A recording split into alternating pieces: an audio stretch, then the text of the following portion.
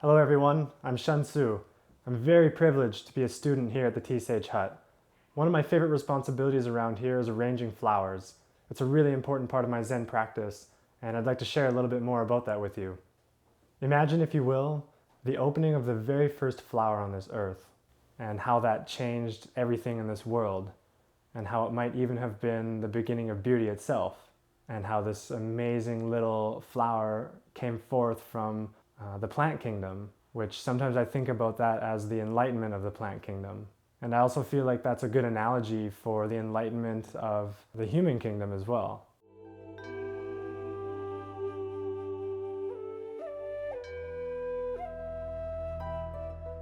So there was a sermon given by the Buddha on this place called Vulture Peak. And he was standing in front of a really large congregation of monks, nuns, and laity. And instead of giving a discourse, like much of the congregation was expecting, he actually just held forth a flower, maybe not unlike this small flower. And to everyone's surprise in that congregation, he said nothing. He just held forth the flower. But there was one person in that group who actually smiled onto that flower, and his name was Mahakashyapa. And in that moment, there was a silent transmission that happened between the Buddha and Mahakashyapa. And he then went on to become the first patriarch of Zen.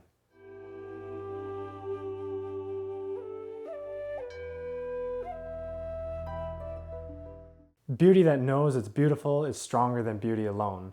So when we bring our awareness to these flower arrangements, we're giving them the chance to fully express their beauty. Because while they were beautiful in nature and in their natural habitat, when we cut them and bring them inside, we're now allowing them the opportunity to have the consciousness of their beauty surrounding them. And so the beauty of that flower arrangement has now reached its full potential because we've put it in an environment where it can be surrounded by awareness of its own beauty. We strengthen beauty with our own consciousness. That's really important because then we can start looking at everything and understanding how our consciousness affects it. It gives it strength. It empowers it. And it just adds something. It adds a whole nother dimension. And that's really important when we're viewing not only flowers, but we can extend that to viewing other things as well. And so that's part of what I think happened during that sermon on Vulture Peak, is that here was this beautiful flower being held forth, and what it really needed was just someone's attention to be put onto it. And Mahakashyapa put that attention onto that flower, and that's part of what the Buddha saw in him. And so Zen and flowers have had a really strong relationship from the very beginning.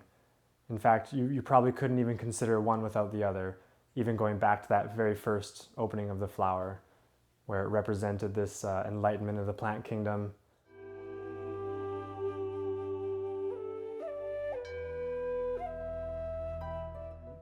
Though at that time, when that first flower opened, no one was there to even be aware of it, no human being.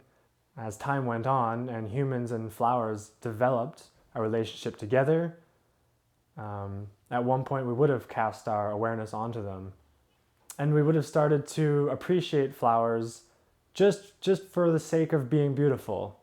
Flowers very well may not have served us any utilitarian purpose at all, except for just being beautiful, which is also really important because, again, here we have this beginning of beauty as we know it. Later on, flowers would have served more function in the everyday lives of people. You can see it everywhere, whether it's used in funerals or at births, or especially you see them on the altars here.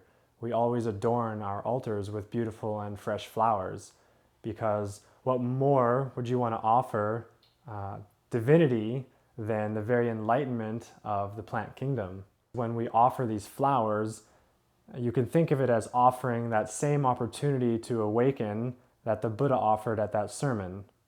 And we offer it to ourselves, and we offer it to all those who also look to them. And those plants, what do when we look to them?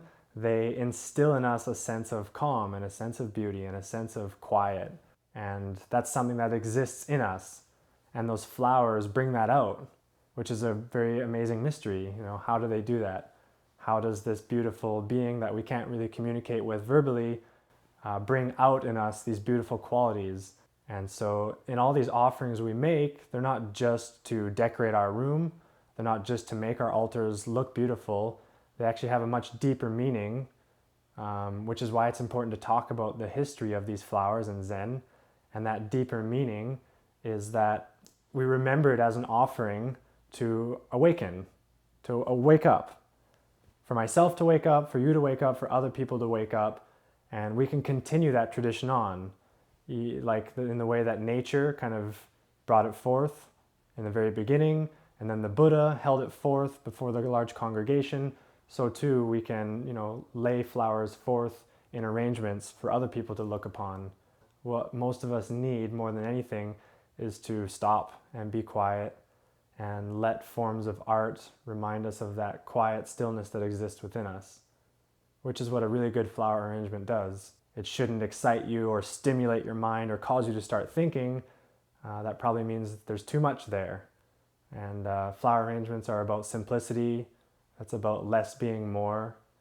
And when you achieve that, your mind kind of quiets, like when you look at a really fine piece of art. And in addition, it also does decorate the room. It makes the place beautiful. It brings nature into our homes. And it changes the energy in our home, just like it changed the energy of the earth when that first flower opened.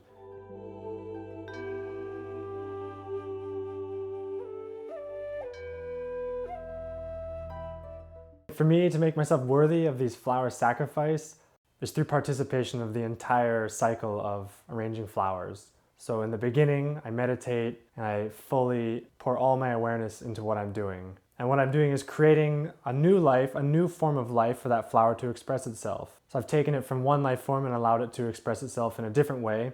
And then at the end of that cycle, I'm also disposing of these flowers in a ceremonious way.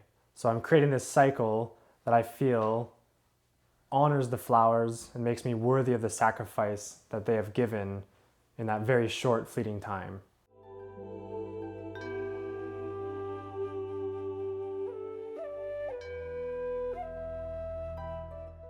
Like the flower that the Buddha held forth on Vulture's Peak, every flower arrangement we make here is a reminder of the opportunity for awakening. So I'd like to invite all of you to start practicing flower arrangements at home so that you can improve your tea space, you can improve your living space, and you can also give that opportunity for awakening to yourself and those around you. Thank you so much for joining me, and remember, love is changing the world bowl by bowl.